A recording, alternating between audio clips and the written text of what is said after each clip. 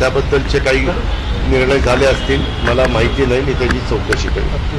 हे मुखपत्र आहे एक उजव्या विचारांचं. मला त्याच्याबद्दल काहीच बोलायचं नाही. मला फक्त माझ्याबद्दल काही असेल म्हणजे माझ्या प्रश्नाची, मला या निवडणुका झाल्यानंतर अनेक राजकीय पक्षाचे लोक आपलं मतं व्यक्त करतात, त्यांची भूमिका मांडतात. प्रत्येकाला लोकशाहीमध्ये आपलं मत व्यक्त करायचं, भूमिका मांडायचा पूर्ण अधिकार आहे. त्याच्यात कुठलीही टीका टिप्पणी त्यांनी केलेल्या गोष्टीला मला करायची नाही.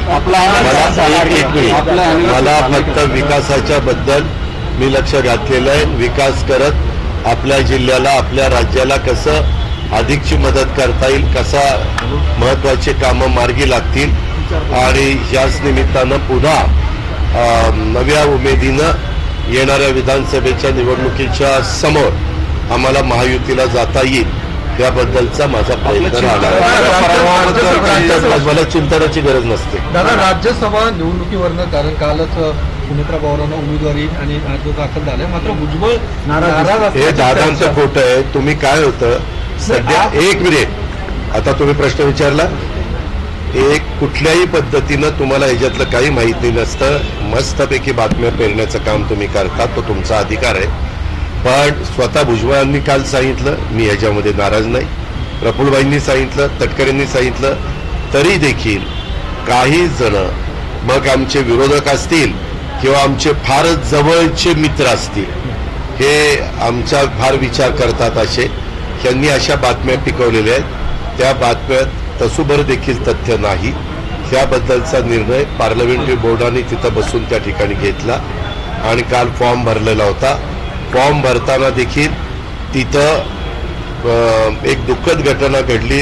अतिशय जवळचे देवेंद्र फडणवीस साहेबांची व्यक्ती होती, काळे अमोल.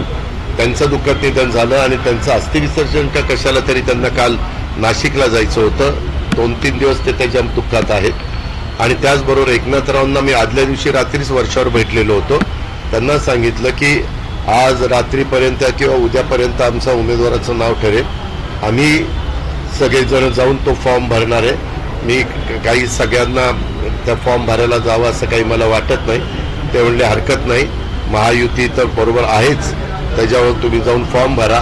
तरी देखील बातम्या लावल्या, अरे राष्ट्रवादीच होती, शिवसेना शिंदे गट नव्हता, भाजप गट नव्हता. मी जर त्यांना बोलवलेलंच नव्हतं, जर एक घटना घडलेली असताना, दुःखात असताना आपण त्याला चला फॉर्म भरायला चला असं म्हणणं मला योग्य वाटलं नाही.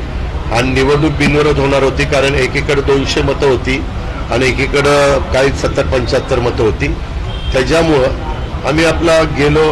आमचे प्रमुख लोक फॉर्म भरताना प्रफुल्ल पटेल, भुजबळ साहेब, सुनील तटकरे आणि नरहरी झिरवाळ, कारण चौघांनाच आतमध्ये एंट्री असती, त्या चौघांनी उमेदवारांनी अर्ज भरला.